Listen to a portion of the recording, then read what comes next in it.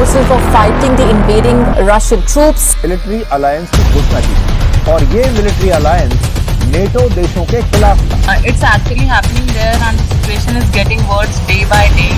Actually what is happening is they are torturing us. Indian students को बहुत ज़्यादा torture किया जा रहा है।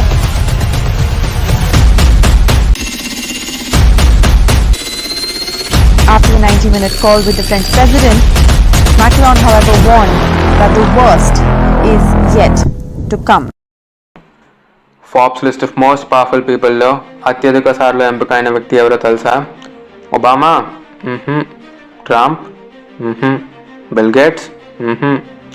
అది వ్లాడిమిర్ పుతిన్. కొంతమంది అతను సీక్రెట్గా వరల్డ్స్ రిచెస్ట్ పర్సన్ అని కూడా నమ్ముతారు. Richer than Elon Musk. Almost 20 years Russia యొక్క సుప్రీం లీడర్గా ఉన్న పుతిన్ 2020లో జరిగిన కాన్స్టిట్యూషనల్ అమెండ్మెంట్స్ ద్వారా ఇంకా జీవితకాలం ప్రెసిడెంట్గా కొనసాగవచ్చు. యుక్రెయిన్ వార్ వీటన్నిటిని పక్కన పెడితే పుతిన్ యొక్క perfect inspirational figure. $1.4 billion Black Sea mansion, luxury watch collection, 700 cars, 58 aircrafts and helicopters, including $716 million plane, the Flying Kremlin, that has a toilet made of gold. ఇవే కాకుండా తన కంట్రోల్లో ఉన్న world's 5th largest military, 2nd most powerful navy, 2nd most powerful air force, తన ఒక్క చిటికతో ప్రపంచాన్ని అంతం చేయగలిగే highest number of nuclear weapons Putin సొంతం.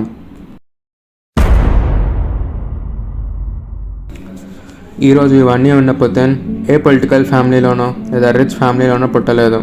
మదర్ ఫ్యాక్టరీ వర్కర్, ఇంకా ఫాదర్ సోవియట్ నేవీలో పనిచేసే చిన్న వ్లాడిమిర్ కమ్యూనల్గా అనే చిన్న రూమ్లో ఉండేవారు. దానిలో టాయిలెట్ కాదు కదా, కిచెన్ కూడా ఉండేది కాదు. కమ్యూనిజం ఇంకా పవర్టీని చూస్తూ పెరిగిన వ్లాడిమిర్ జాబ్ కోసం వెతికాడు. జాబ్ ఎక్కడ వచ్చింది?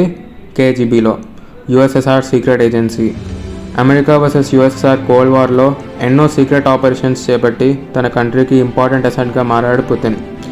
1991 సోవియట్ యూనియన్ డిసింటిగ్రేషన్ తర్వాత డిటోరియేట్ అవుతున్న రష్యన్ పొలిటికల్ అండ్ ఎకనామికల్ కండిషన్స్ని చూసి డీప్గా ఇన్ఫ్లుయెన్స్ అయిన పుతిన్ మొదట ప్రైమ్ మినిస్టర్గా, ఆ తర్వాత ప్రెసిడెంట్గా రష్యాని క్రైసిస్లో నుంచి బయటకు తీసుకొచ్చాడు.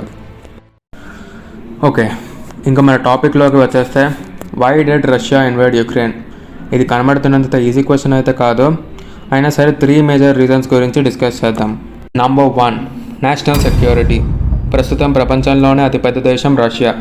కానీ 1991 యుఎస్ఎస్ఆర్ డిసింటిగ్రేషన్కి ముందు అది ఇంకా పెద్ద దేశమైన సోవియట్ యూనియన్ ద రష్యన్ ఎంపైర్గా ఉండేది. ఈరోజు మనం వినే Russia, Ukraine, Belarus, Tajikistan, Kazakhstan ఇంకా చాలా దేశాలు ఒకప్పుడు సోవియట్ యూనియన్లో భాగంగా ఉండేవి. కోల్డ్ వార్ కాలంలో యూరోప్లో 2 రైవల్ కంపీటింగ్ మిలిటరీ అలయన్సెస్ ఉండేవి.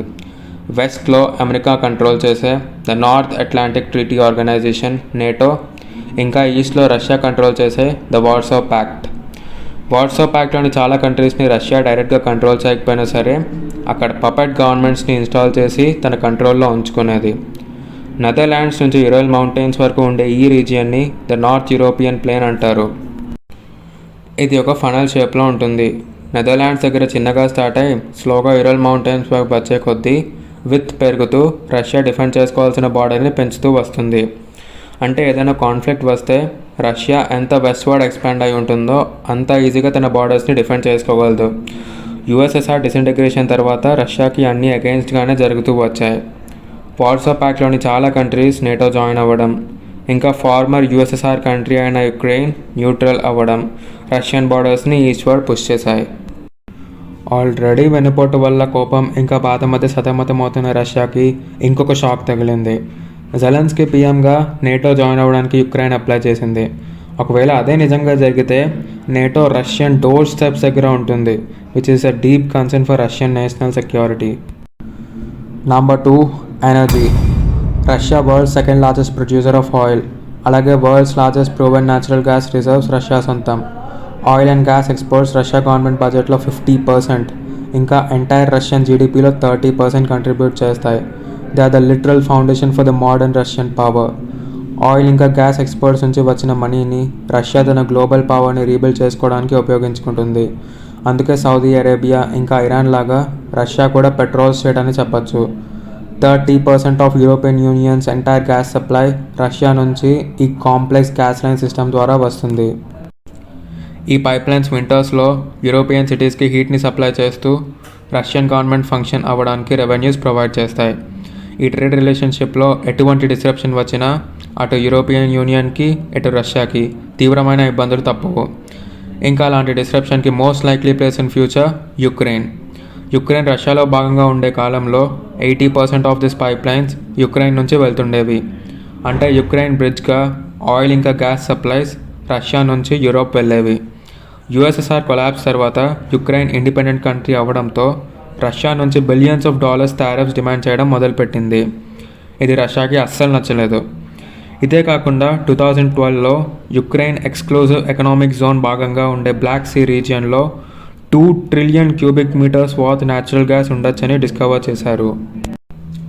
ప్రారంభంలో యుక్రెయిన్ రిలేటివ్లీ పోరర్ ఇంకా టెక్నాలజికలీ లెస్ అడ్వాన్స్ కంట్రీ కావడం వల్ల న్యాచురల్ గ్యాస్ని వెల్త్గా మార్చుకోలేకపోయింది. కానీ కొంతకాలం తర్వాతే యుక్రెయిన్ డ్రిల్లింగ్ రైట్స్ని షెల్ ఇంకా ఎక్సాన్ లాంటి అమెరికన్ కంపెనీస్కి ఇవ్వడం మొదలుపెట్టింది.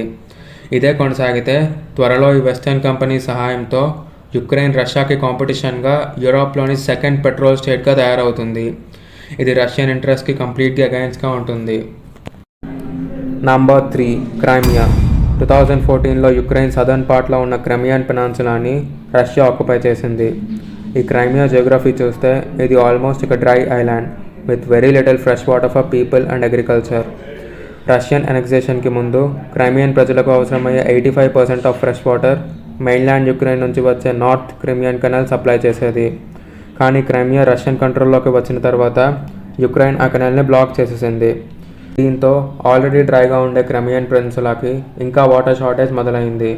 క్రైమియన్ పెనిన్సులాలోని ప్రజలకు వాటర్ సప్లై చేయడానికి రష్యా బిలియన్స్ ఆఫ్ డాలర్స్ ఖర్చు పెట్టాల్సి వస్తుంది, which is also against Russian interest. So ఫైనల్గా చూస్తే పుతిన్కి 3 మేజర్ డిమాండ్స్ ఉన్నాయి. నంబర్ 1, యుక్రెయిన్ ఎప్పటికీ నేటోలో మెంబర్ స్టేట్ అవ్వకూడదు.